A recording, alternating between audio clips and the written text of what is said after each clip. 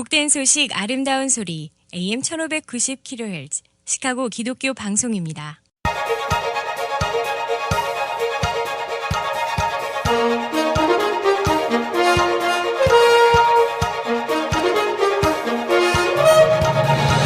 김정일 해설위원의 시사 해설. 세상을 넓게 봅니다. 삶의 지평이 넓어집니다.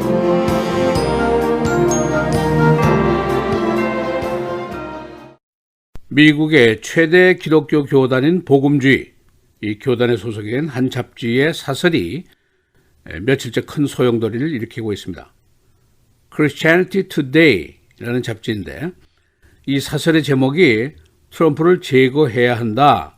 Trump should be removed from office. 이렇게 되어 있습니다. 이 큰 논란이 벌어지고 있는 이유가 있는데 우선 복음주의 교단이라는 것이 미국 전체 인구의 약 27%에 해당합니다. 여기에서 오케이 하면 대통령이 될 수도 있고 노하면 대통령이 안 될 수도 있습니다. 이 교단은 지금까지 여러 가지 논란에도 불구하고 트럼프에 대한 강력한 지지 세력으로 역할을 해왔는데 그런데 이번에 바로 그 교단 내부에서 트럼프 제거에 대한 주장이 나왔다는데 여러 사람들이 놀라고 있습니다. 이 잡지는 규모가 비교적 작은 기독교 언론사인데 이 사설의 영향이 어느 정도냐 해석이 분분합니다.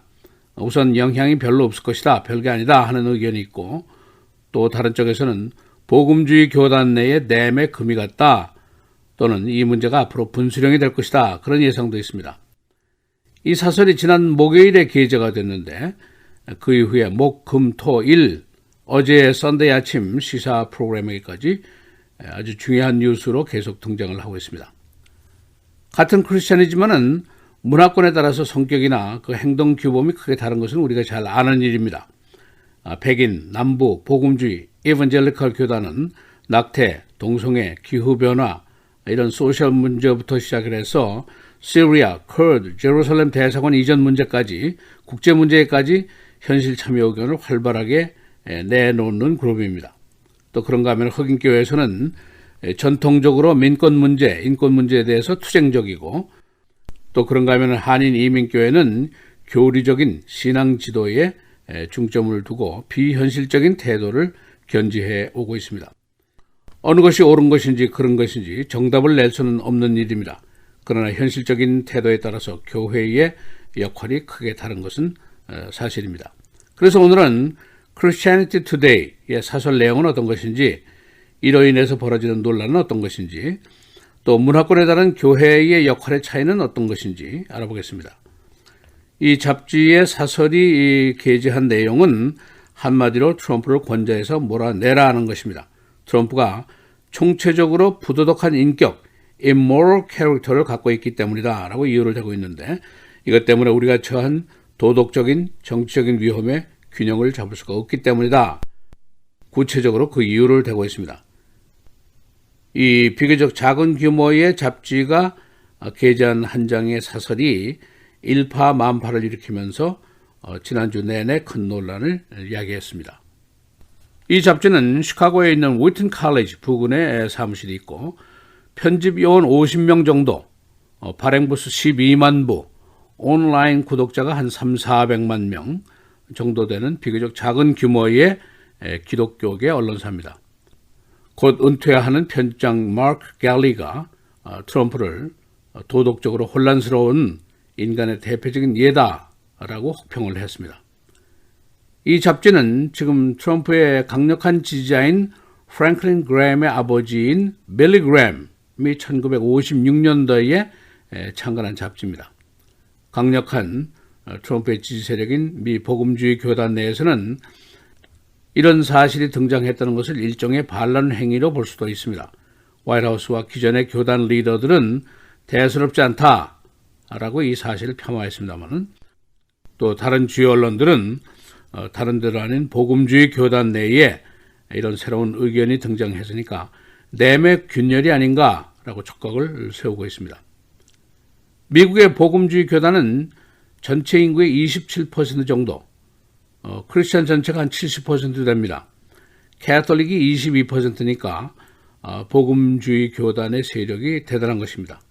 그리고 이들이 정치적으로 매우 민감하게 현실 참여를 하는 그룹입니다. 이들의 주장은 교리적이고 현실 참여적인데 예를 들면은 동성결혼 합법화 반대, 낙태 반대, 공립학교 기도 권리 옹호 이런 것들이고 그 밖에도 트럼프의 미국 대사관 제루살렘 이전을 지지하고 또 그런가 하면 이들에게 딜레마도 있습니다. 바로 불법 이민 추방 시에 국경지대에서 이산가족을 만드는 것들, 또 시리아에서 커드에게 배반한 것, 또 바로 트럼프 대통령 장본인의 여러 가지 문제성 언행 등 이런 것들이 딜레마로 등장을 하고 있습니다. 복음주의 한 리더의 의견은 트럼프가 성자는 아니다. 세인트 트럼프는 아니지만은 그래도 그가 보수적인 판사들을 임명을 해서 문제가 되고 있는 소셜 이슈들을 정리를 해주고 있지 않느냐. 그리고 조 바이든이나 엘리자베스 워런 같은 진보주의나 개혁주의보다는 그가 낫다. 그런 기준을 갖고 있다고 해석을 하고 있습니다.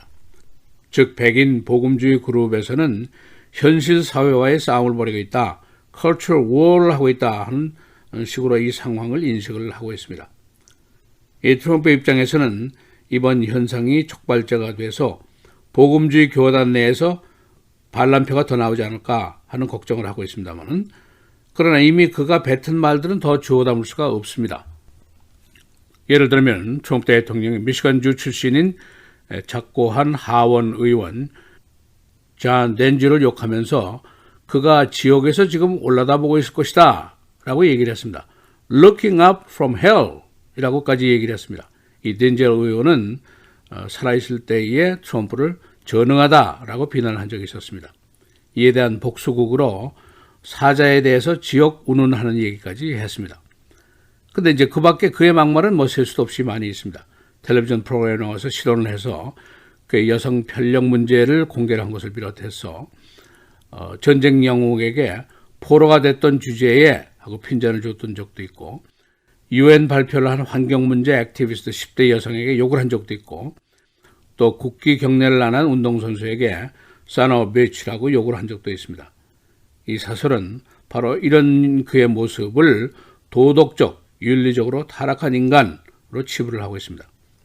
특히 반이민 문제에서 이민자들, 특히 비백인 이민자들을 공격하고 이들에게 막말을 해서 마음에 큰 상처를 준 것, 이것도 지적을 하고 있는데 그래서 같은 크리스찬계에서도 복음주의에 대한 반감을 갖게 된 이유가 바로 여기에 있습니다.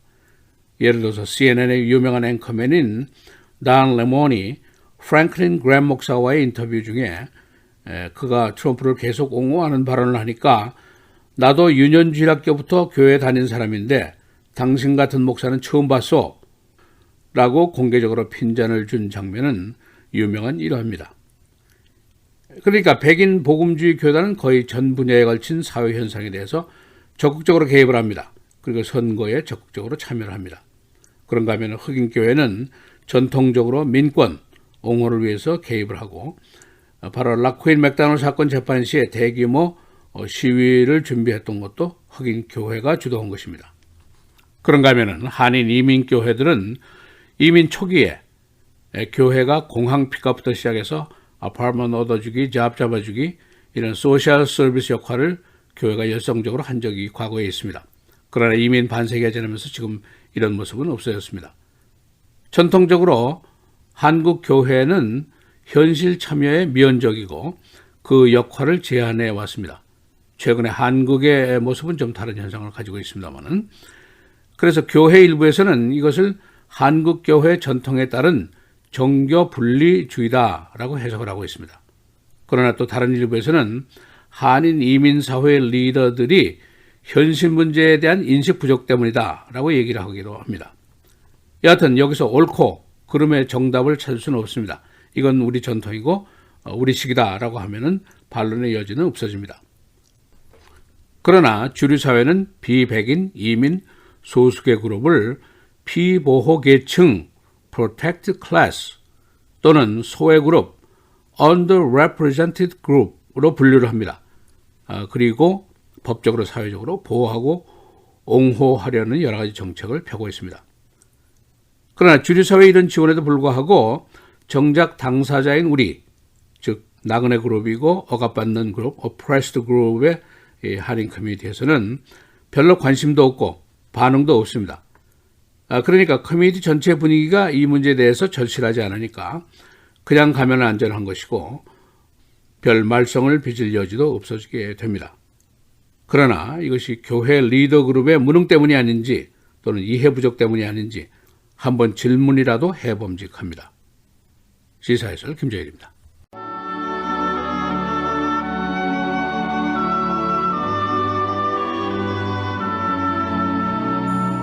사람을 경책하는 자는 혀로 아첨하는 자보다 나중에 더욱 사랑을 받느니라.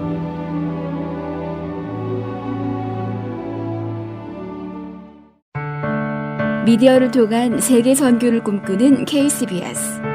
이제는 라디오가 없어도 KCBS 시카고 기독교 방송을 실시간으로 청취할 수 있습니다. KCBS 시카고 기독교 방송에서는 쉽고 간편한 라디오 청취 서비스를 제공합니다. 스마트폰 애플리케이션 서비스 안내 앱 스토어에서 KCBS를 검색해 시카고 다운타운 그림의 KCBS 아이콘을 무료로 다운받아 설치하시면 스마트폰으로 실시간 KCBS 생방송 청취가 가능합니다. 정규 방송 시간 후에는 CBS 기독교 방송이 실시간 방송됩니다. 또한 시카고 기독교 방송 웹사이트 kcbs1590.org에서 생방송 듣기 메뉴를 통해 KCBS 라디오를 실시간으로 청취할 수 있습니다. 김정일 해설위원의 시사해설 방송도 스마트폰 KCBS 앱을 통해 매일 청취가 가능합니다. KCBS 앱의 왼쪽 상단에 위치한 메뉴에서 J-Kim 뉴스를 클릭하시면 다시 듣기 서비스가 가능합니다. 또한 페이스북이나 유튜브에서도 김정일 해설위원의 시사해설 진행 방송 청취가 가능합니다.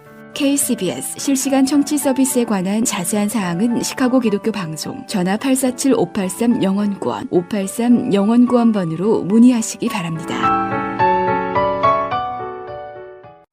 대한민국 밖에서 더 나은 대한민국을 꿈꿉니다.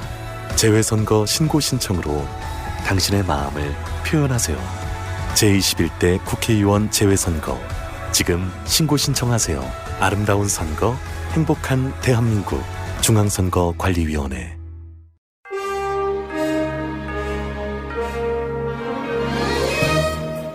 (12월 23일) 월요일 KCBS 헤드라인 오늘의 주요 뉴스입니다. 어제 오전 버지니아에서 69중 추돌 사고가 발생해 최소 51명이 부상을 입었습니다. 사고가 일어난 고속도로는 일시 폐쇄됐습니다.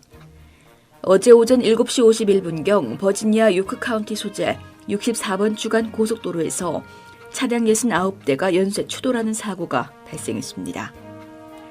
이 사고로 초기에 35명의 부상자가 발생한 것으로 파악됐지만 이후 경찰은 부상자 수를 51명으로 조정했습니다. 버지니아 주 경찰은 사고 원인을 조사 중인데 어제 사고 현장엔 안개가 끼고 얼음이 얼어 있었던 것으로 알려졌습니다.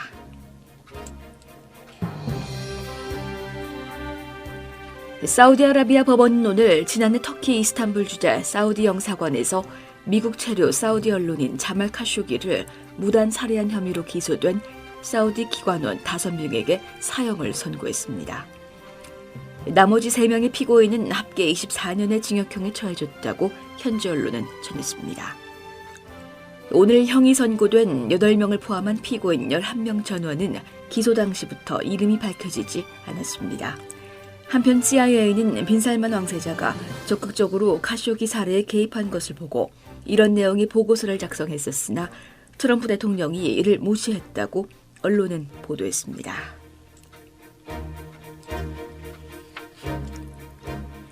아프가니스탄에서 탈레반 공격에 미군 1명이 전사했다고 정부가 오늘 발표했습니다. 아프간 주둔 미군은 유족의 동의가 있기 전까지는 신원을 공개할 수 없다고 밝혔습니다. 탈레반 측은 지난밤 쿤두즈, 차르다라 지역에서 미군 차량 한 대를 폭파시켰다고 전했습니다. 언론은 미군을 포함해 올해 아프간에서 사망한 해외 병력이 12명이 넘는다고 보도했습니다. 현재 아프간에는 13,000명 정도의 미군이 주둔하고 있습니다. 이 백악관이 유크레인 스캔들 핵심 사건인 7월 25일자 정상간 통화 이후 90분 만에 국방부의 군사원조 보류를 지시한 정황이 나왔습니다. 유크레인 군사원조의 대가성 논란과 직결돼 파장이 클 것으로 보입니다. 비영리 감시단체 공공청렴센터는 지난 20일 이 같은 정황이 담긴 국방부 이메일 등 146페이지 분량의 문건을 공개했습니다. 이 문건에는 백악관 예산관리국 마이클 더피 국가 원조 프로그램 부국장이 유크레인 해외 원조라는 주제로 보낸 7월 25일자 이메일이 포함됐습니다.